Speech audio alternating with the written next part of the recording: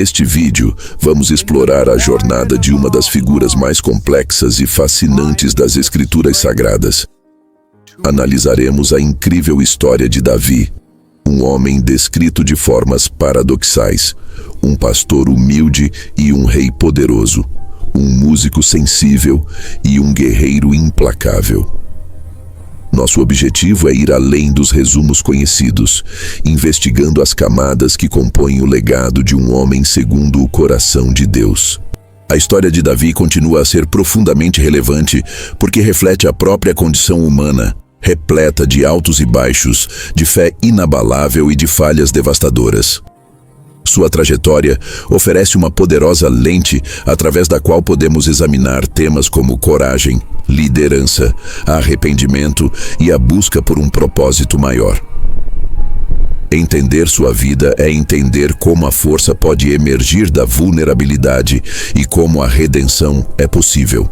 Ao longo deste vídeo, vamos cobrir sua vida de forma cronológica e temática.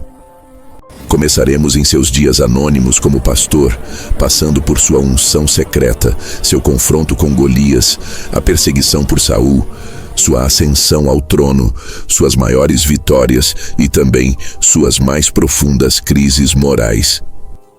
O foco será apresentar uma visão equilibrada, baseada nos textos bíblicos e em seu contexto histórico.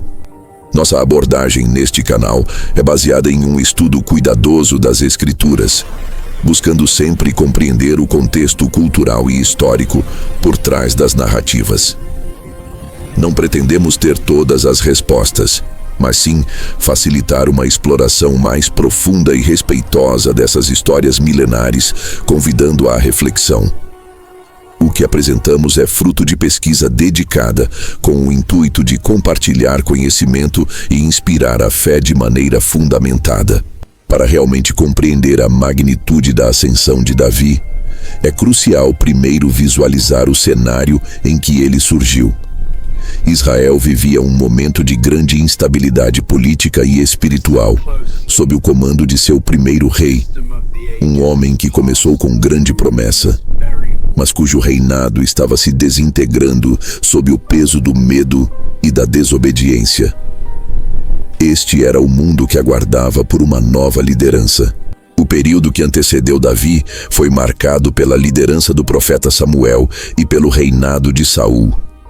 A nação de Israel, sentindo-se ameaçada por inimigos poderosos como os filisteus, clamou por um rei para que pudessem ser como as outras nações.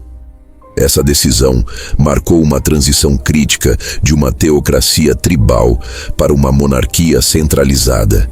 Uma mudança que trouxe consigo tanto esperança quanto perigos iminentes.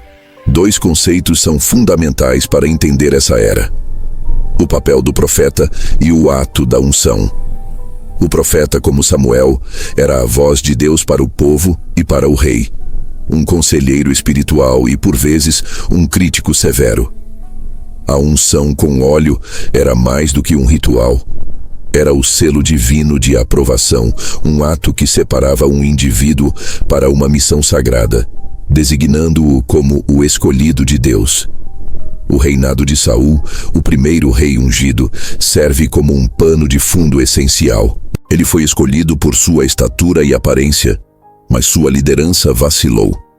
Atos de desobediência direta às ordens divinas e uma crescente paranoia, especialmente em relação a qualquer possível rival, corroeram sua autoridade espiritual e política.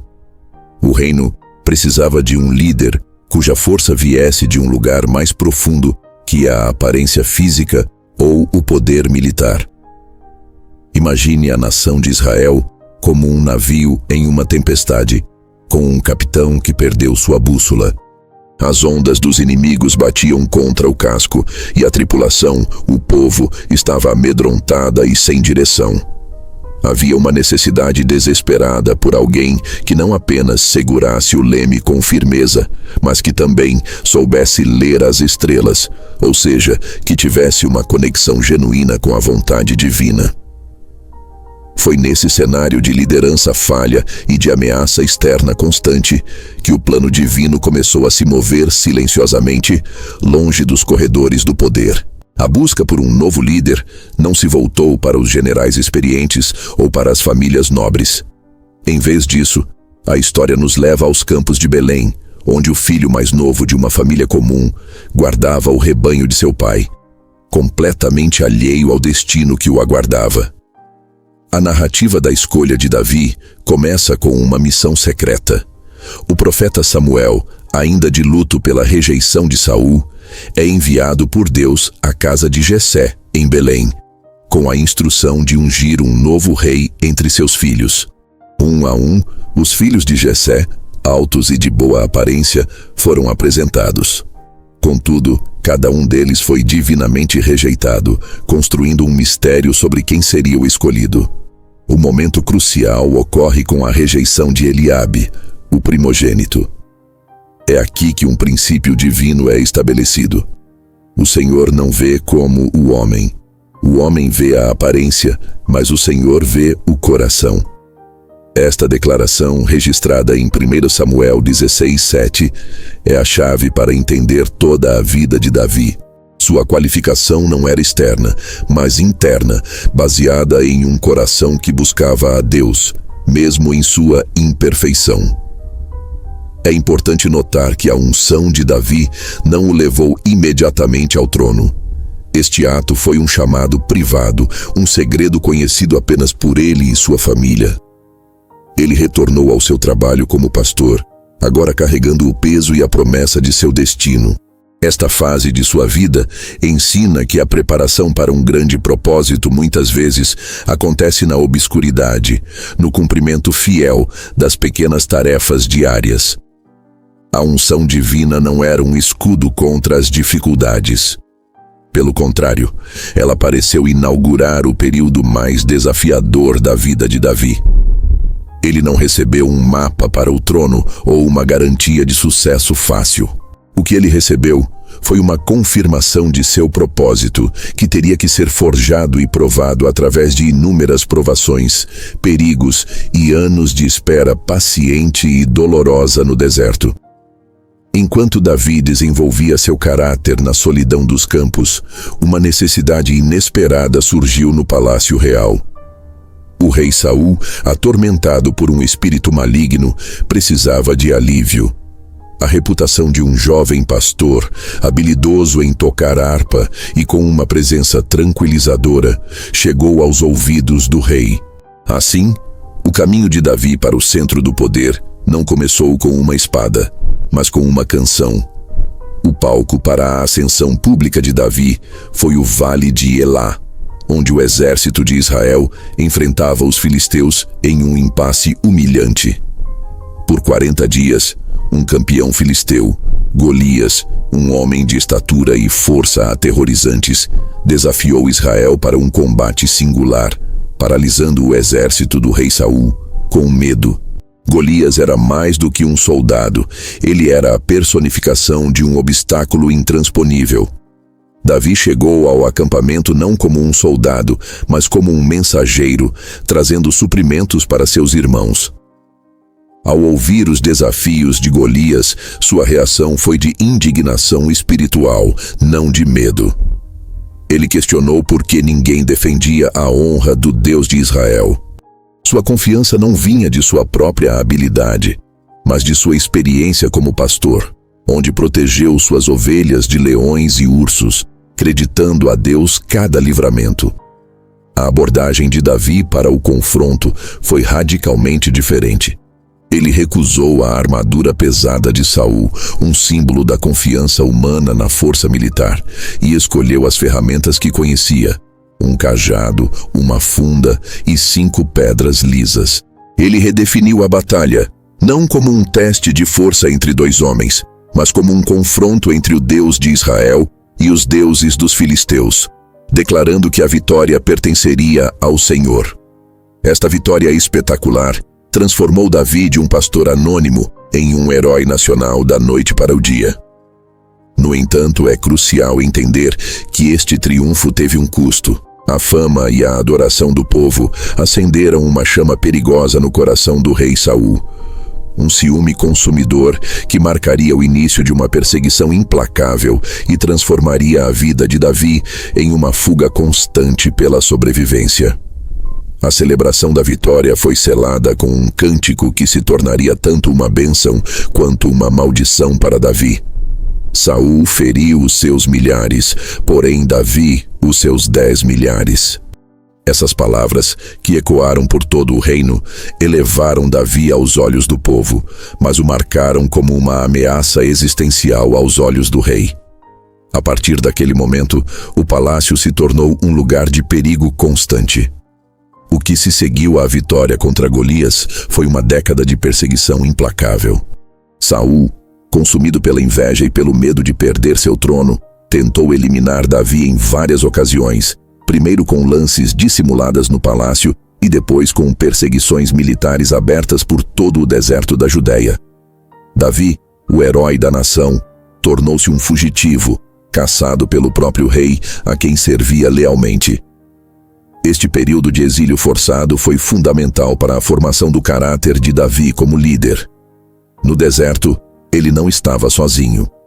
Ele atraiu um grupo de homens descontentes, endividados e angustiados, formando um bando improvável de seguidores. Foi com esse grupo heterogêneo que Davi aprendeu a governar, a inspirar lealdade e a administrar recursos em condições extremamente adversas, forjando um exército leal a partir de renegados.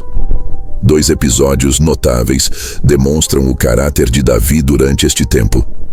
Em 2 ocasiões distintas, ele teve a oportunidade de eliminar Saul enquanto o rei estava vulnerável. Em vez de se vingar ou tomar o trono pela força, Davi se recusou a ferir o ungido do Senhor. Esses atos revelaram um profundo respeito pela autoridade divina e uma paciência para esperar o tempo de Deus, em vez de forçar seu próprio caminho. As limitações de Davi também foram expostas nesse período.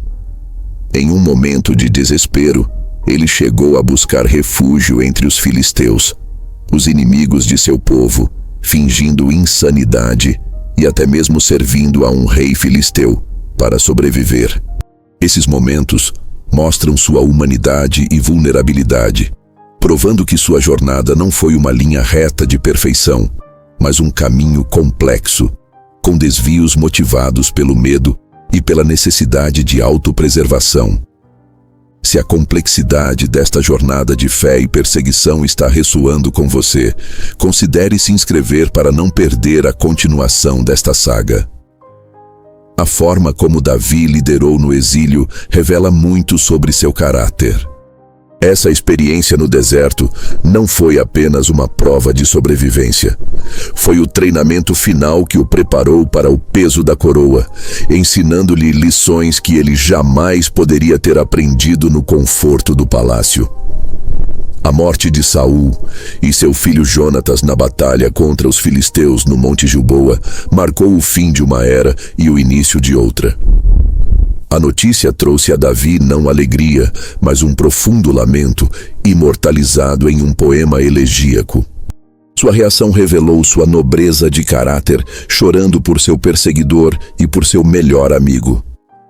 Este momento de luto precedeu sua inevitável ascensão ao poder. Inicialmente, Davi foi coroado rei apenas sobre sua própria tribo, Judá, na cidade de Hebrom. O restante de Israel permaneceu leal à casa de Saul, sob o comando de seu filho Isbosete. Seguiu-se um período de guerra civil que durou 7 anos, testando a paciência e a estratégia política de Davi. Ele governou com sabedoria em Hebrom, consolidando seu poder e esperando o momento certo para unificar a nação. A unificação finalmente ocorreu após o assassinato de Isbosete por seus próprios capitães. Davi, mais uma vez, puniu os assassinos, demonstrando que não tomaria o poder através de traição. Com o caminho livre, todas as tribos de Israel vieram a Hebrom e o aclamaram como rei. Sua primeira grande ação como rei de uma nação unificada foi a conquista de Jerusalém. uma cidade neutra que ele transformou em sua capital política e espiritual. Um dos atos mais significativos de Davi como rei foi trazer a Arca da Aliança para Jerusalém. Este objeto sagrado, que representava a presença de Deus, estava negligenciado há décadas. Ao centralizar a adoração em Jerusalém, Davi não estava apenas fazendo um movimento político inteligente para unir as tribos. Ele estava declarando que o centro de sua nação e de seu governo seria a presença e a adoração a Deus. Com o reino unificado, a capital estabelecida e a Arca da Aliança em Jerusalém, o reinado de Davi entrou em sua era de ouro. Ele expandiu as fronteiras de Israel, subjugou os inimigos vizinhos e estabeleceu um período de paz e prosperidade sem precedentes. Parecia que o pastor que esperou pacientemente no deserto havia finalmente alcançado o auge de seu destino. Mas os maiores desafios de um homem muitas vezes surgem no topo. No auge de seu poder, quando seus exércitos estavam em campanha e o reino desfrutava de estabilidade, Davi cometeu o erro que definiria a segunda metade de sua vida. Em um momento de ociosidade, ele viu Batseba, esposa de Urias, um de seus soldados mais leais. Movido pela cobiça, ele a tomou para si e, para encobrir o adultério que resultou em uma gravidez, orquestrou a morte de Urias no campo de batalha. Este episódio representa uma violação completa de tudo o que Davi representava. O homem que poupou a vida de seu inimigo, Saul, agora assassinava um de seus amigos mais fiéis. O rei encarregado de executar a justiça em Israel usou seu poder para cometer uma injustiça terrível. Este não foi um simples erro, mas uma série de decisões calculadas que revelaram como o poder absoluto pode corromper até mesmo o coração mais devoto. A confrontação veio através do profeta Natã, que corajosamente expôs o pecado do rei através de uma parábola sobre um homem rico que rouba a única ovelha de um homem pobre. A ira de Davi se acendeu contra o homem da história, e ele declarou que tal homem merecia morrer. A resposta de Natã foi direta e devastadora. Tu és esse homem. Essas palavras quebraram a negação de Davi e o forçaram a encarar a enormidade de seu crime. A reação de Davi a essa confrontação é talvez o que mais o distingue. Ele não executou o profeta, nem negou sua culpa. Em vez disso, ele se arrependeu profundamente, confessando: pequei contra o Senhor. Seu arrependimento está expresso de forma pungente no Salmo 51, um registro atemporal da dor de um coração quebrantado e da busca desesperada por perdão e purificação. O perdão foi concedido, mas as consequências de seus atos seriam inevitáveis. Embora Davi tenha sido perdoado por Deus, as consequências de seu pecado reverberaram por toda a sua família e seu reino. Natã profetizou que a espada jamais se apartará da tua casa. Este ato de traição plantou sementes de discórdia, rebelião e tragédia que assombrariam seus descendentes e trariam dor e sofrimento para os anos restantes de seu reinado, provando que o perdão não elimina as cicatrizes terrenas. A profecia de Natã começou a se cumprir de maneira trágica e dolorosa. A desordem que Davi permitiu em sua vida pessoal se manifestou dentro de sua própria casa. A primeira grande tragédia foi o incesto entre seu filho Amnon e sua filha Tamar, seguido pelo assassinato de Amnon por seu outro filho, Absalão, em um ato de vingança. O pecado do pai abriu uma brecha para a disfunção e a violência entre os filhos. A consequência mais devastadora, no entanto, foi a rebelião de Absalão.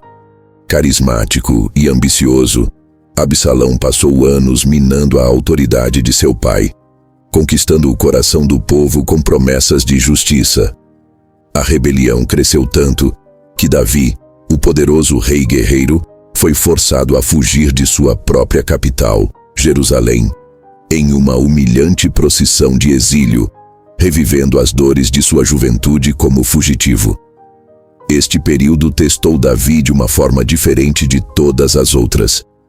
Ele não estava mais fugindo de um inimigo externo, mas de seu próprio filho amado. A dor era imensamente pessoal. Durante sua fuga, ele foi amaldiçoado e humilhado publicamente por Simei, um parente de Saul. Em vez de retaliar, Davi aceitou a humilhação, vendo-a como uma possível disciplina vinda de Deus, mostrando uma maturidade espiritual forjada no arrependimento.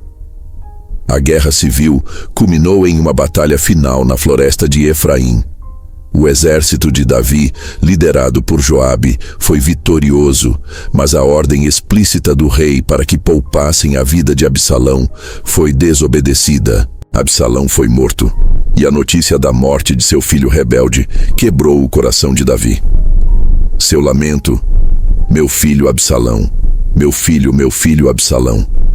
Quem me dera que eu morrera por ti, Absalão. Meu filho, é um dos mais comoventes da literatura. A vitória militar se transformou em um luto profundo, demonstrando a complexidade do coração de Davi. Ele era um rei que precisava garantir a estabilidade de seu reino, mas também um pai que amava incondicionalmente seu filho, mesmo na traição. Esta fase de sua vida ensina que as consequências do pecado podem levar a dores que nem mesmo o poder ou o arrependimento podem apagar completamente nesta vida. Nos anos finais de seu reinado, Davi se concentrou em consolidar o reino e preparar o caminho para seu sucessor. Apesar das tragédias familiares, ele nunca perdeu sua fé central. Ele continuou a compor salmos, que se tornaram um pilar da adoração judaica e cristã, oferecendo palavras de louvor, lamento e confiança em Deus que transcendem o tempo. Seu legado musical e poético é tão duradouro quanto seu legado real. Um de seus últimos grandes atos foi organizar os materiais e os planos para a construção do templo em Jerusalém. Embora Deus não tenha permitido que ele o construísse, devido ao seu histórico como homem de guerra, Davi dedicou sua riqueza e energia para garantir que seu filho, Salomão, tivesse tudo o que precisava para realizar essa grande obra. Este ato demonstrou sua humildade e sua visão de longo prazo para a nação. Davi também cometeu erros em sua velhice, como o censo militar, que demonstrou um momento de orgulho e confiança em sua própria força, resultando em uma praga sobre a nação. Mais uma vez, sua resposta foi o arrependimento imediato e a intercessão pelo povo, assumindo a responsabilidade por sua falha. Este padrão de pecar, arrepender-se e buscar a Deus permaneceu consistente ao longo de toda a sua vida complexa. O legado de Davi é multifacetado. Ele foi um rei que unificou uma nação, estabeleceu sua capital e a tornou uma potência regional. Mas, mais importante, ele estabeleceu a linhagem davídica, da qual, segundo a fé cristã, viria o Messias. O título Filho de Davi tornou-se uma designação messiânica, ligando seu reinado terreno à esperança de um reinado eterno e perfeito, completando a incrível história de Davi. Ao final, a descrição de Davi como um homem segundo o coração de Deus não significa que ele era sem pecado. Pelo contrário, significa que, apesar de suas falhas profundas, seu coração consistentemente se voltava para Deus em busca de perdão, orientação e comunhão. Sua vida não é um modelo de perfeição, mas um poderoso testemunho da graça e da capacidade de restauração divina, oferecendo lições que podemos aplicar hoje. A aplicação prática da história de Davi em nossas vidas começa com a compreensão de que nosso valor não está em nossa aparência ou posição, mas na condição de nosso coração. Assim como Davi foi escolhido no campo, somos chamados a ser fiéis nas pequenas tarefas, pois é na obscuridade que o caráter é forjado. Devemos cultivar um coração que busca a Deus, mesmo quando ninguém está olhando, pois essa é a verdadeira preparação. Para aqueles que desejam aprofundar, os livros de 1 e 2 Samuel na Bíblia contêm a narrativa completa de sua vida.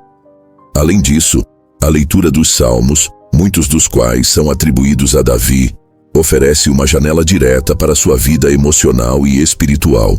Estudar esses textos pode proporcionar uma compreensão mais rica, não apenas de sua história, mas também de como articular nossa própria jornada de fé.